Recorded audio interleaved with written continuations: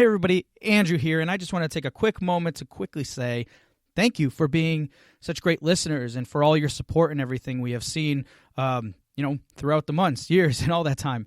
But also I wanted to take this moment to remind you all that there's a great opportunity for you to potentially be on the show. And in order to do that is just go to rengenmarketing.com/IGM My Story to be considered for a possible guest. We already had some inquiries come in, and there's a lot of interesting stories there that we would like to share with you. And honestly, I think it's a great opportunity not just to get your name out there, but all of us here listening to the show are all here to get insight and help. And I think it also gives you a great opportunity to give back to your community by sharing your experience. So all you have to do is go to the site, rengenmarketing.com/IGM My Story, all one word. Share your marketing or business-related experience, and we will get in touch with you and see if you're a good fit. And like I said, it's another great way to give back to the community and help them out by sharing your experience and story. So again, thank you all for being such great listeners. We really appreciate you. And that's it. Let's just get right to the show. Hey everybody, welcome back to another episode of Indie Game Movement, the podcast that talks about the marketing and business of indie games. I'm Andrew Pappas. I'm going to be your host today, and this is episode 135, where we talk about how to focus on values while successfully leading others. Now, when you're making your game, sometimes it can be difficult to focus on anything else. But if your plan is to release your game, then you also need to focus on your business values and how those can carry over to the gaming community and beyond. That's why our guests today talk about how their focus of developing core values and serving others was a means that led to the success of their first game and able to lead various communities. So that's what we're going to be talking about today, right here on Indie Game Movement.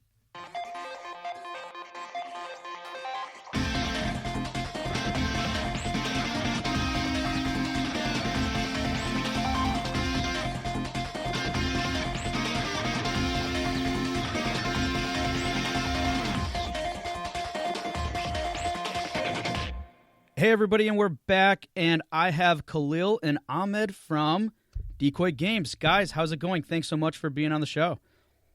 Really good. Thanks for having us. We're excited to be here. Awesome.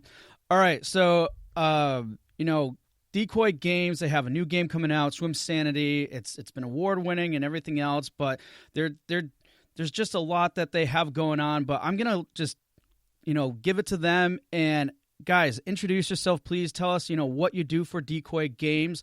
And also, I want to make a quick note here. This is a brother team, a brother dev team. So I think it's actually the first brother team that we've actually had on the show. So that in itself is exciting. But there's a lot more that they have going on. And I'm just going to give them the floor right now, introduce themselves. And guys, if you could please tell us what you do for Decoy Games. But in addition to that, what do you do when you're not working for Decoy Games? Like, what do you do in your personal life, hobbies, and whatever you can do, considering the state that everything is in currently with this crazy pandemic? Sure. I'm Khalil. I'm the older brother / co-founder / lead developer for Decoy Games. So along with my brother, who'll introduce himself in a second, I essentially help run Decoy Games and also a lot of the development stuff of the game and whatnot. As far as what I do outside of game development, I do play games first and foremost, for sure. I'm a big sports person, so I play basketball, more on the recreation side. So I've been doing a little bit of that by myself, safely, outside during the pandemic. A bit, like I said, watching a lot of sports. So now that sports are coming back on TV, watch a lot of basketball, watch a lot of UFC, watch a little bit of football. I'm not a crazy football fan, but I do a little bit of football here and there. And what else? Oh, we're big time movie heads as well. So that's kind of slowed down as of late, but we're always watching the latest and greatest, and that's always coming out. Sweet. All right, Ahmed, you're up. Yeah, so Ahmed Abdullah, the baby of the family here. So also co-founder, developer, Decoy Games.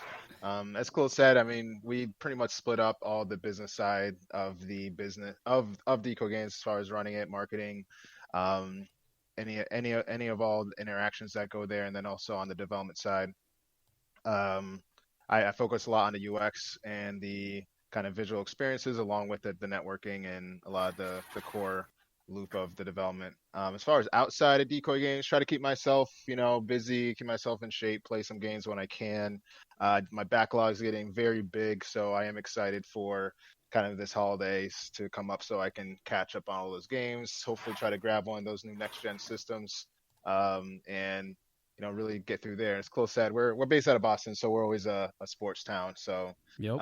at this point, we're just watching a lot of sports and NBA and stuff when we on our free time. But other than that, we're grinding. We got a lot of cool stuff coming up for Society, so we're still in that grind mode. Sweet. Yeah, you guys definitely are, because there's a lot going on with that. But before we talk about that a little bit more, I want to get to know you guys a little bit more, and how we're going to do that is through the Q Box round. And for those of you who are joining us for the first time, the Q Box round is basically a series of random questions that I've prepared for these guys, and they're going to give us their quick answers to it. So, guys, are you ready for the Q Box round? Bring it on. Let's do this. Awesome. All right. Early bird or night owl? And Khalil, we'll start with you and go with Ahmed, and then keep that order. Night owl, easily. Yeah, big time early bird. I'm always the first one up. I had a feeling you guys would somehow complement each other, kind of like you did with the intro of it. It's like, wow, they have those good study off. So when one guy's busting his butt at night, the other is up early, and wow, that's just awesome. It's a 24-hour shift right there. So. Nice. Yeah, we're always available. All right, most influential or inspiring game? Oh man, I mean, there's a lot, but I'll go with Left 4 Dead for myself, just from like a multiplayer standpoint. Kept everyone feeling like they're involved and really forced. There's a lot of co-op games where you're just playing at the same time. I feel like Left 4 Dead was one of the first co-op games that made you play together. Nice. Oof, tough question. Probably I'd say Metal Gear Solid 1. PlayStation, just bringing the cinematics. I just love the storytelling. I feel like it set a trend of how these story-driven games are made. So Metal Gear Solid, play a game so many times. Nice, good choices. All right, zoos or aquariums? Oh man, I ironically have a fear of underwater animals. So yeah, definitely zoos. I'd say aquariums if we're talking compared to zoos. Like I feel like going into their original habitat is better if I'm looking at the animals. So I'm going to go aquarium. We're some sandy, so we got to go aquarium. There you go. Nice. All right, name one thing that motivates you every day. The players, I always kind of say, like, when we first started doing this game, seeing people, and this is not just with games, like anything that you create, seeing people like enjoy something that you create is just a really cool feeling. So whatever I can do to keep on like having that happen is really motivating. Nice. Yes, just a passion for creating games, passion of creating something that entertains people, drives me every day. We just have very high goals of what we want to achieve. So we're very motivated by that, and we motivate each other to keep achieving our goals. Sweet. And if you could only speak one word for an entire day, what would it be? Oh man, this is a crazy question. One word for the entire day. Food. Evening. Food.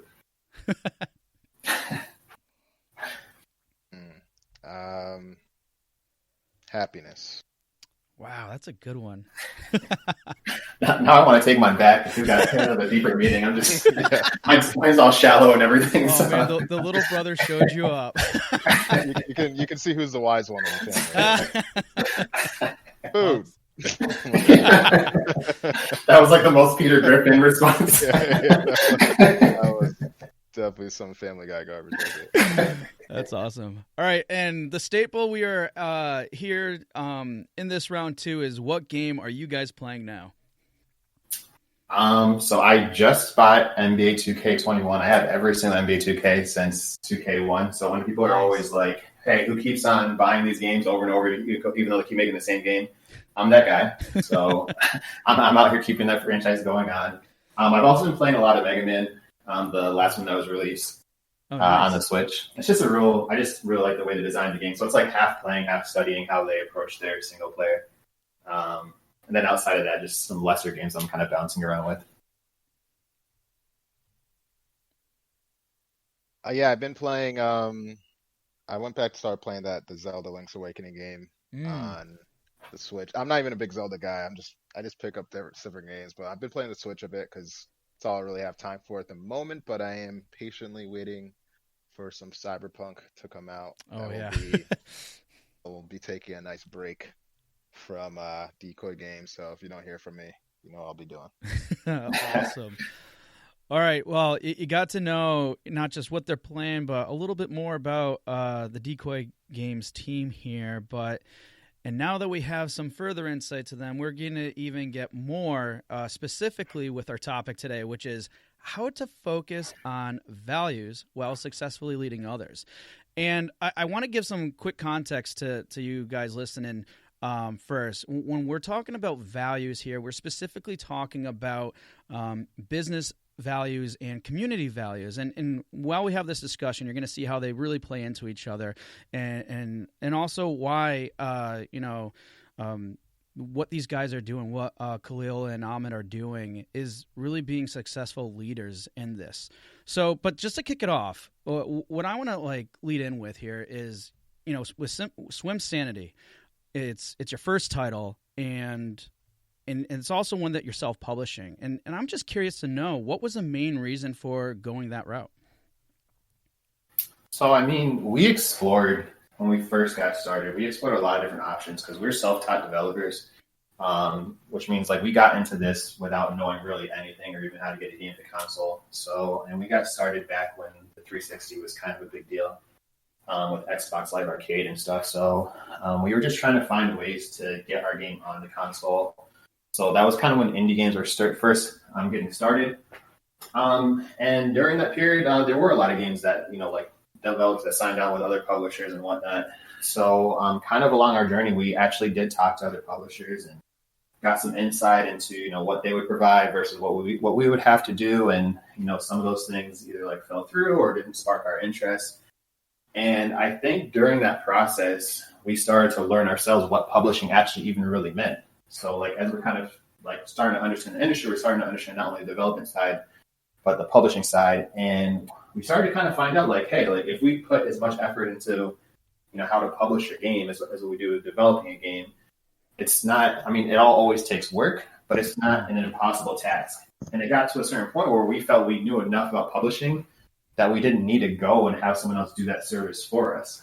We already had that knowledge. So it's not to say that, self-publishing is better or, signing a publisher. It's all about your current situation and your current ability, just much like development, right? If you're not capable of doing art, you probably need to partner up with an artist or a musician or, whatever your needs are. And we just felt like the publishing side was something that we had covered.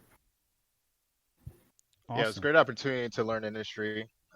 We love the business side of the industry as well as the development side, and just being able to get into self-publishing allowed us to have a full 360 view of what it takes to bring a game to market.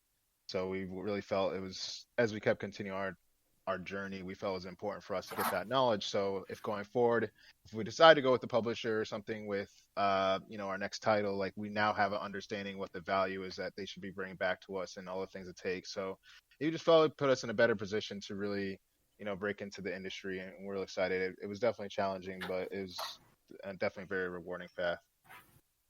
Yeah, no, I think that's great that you guys kind of approach that with this mindset. And Ahmed, to kind of what you led in with there too, it actually leads us in our, next discussion point on, business values.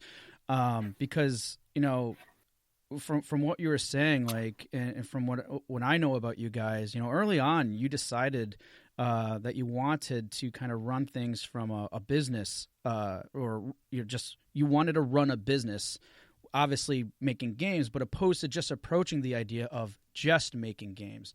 And could you guys explain why you think that distinction is important for other indie devs out there? Yeah. Go ahead on that. Yeah, I think because there's so much more to just developing a game. If you just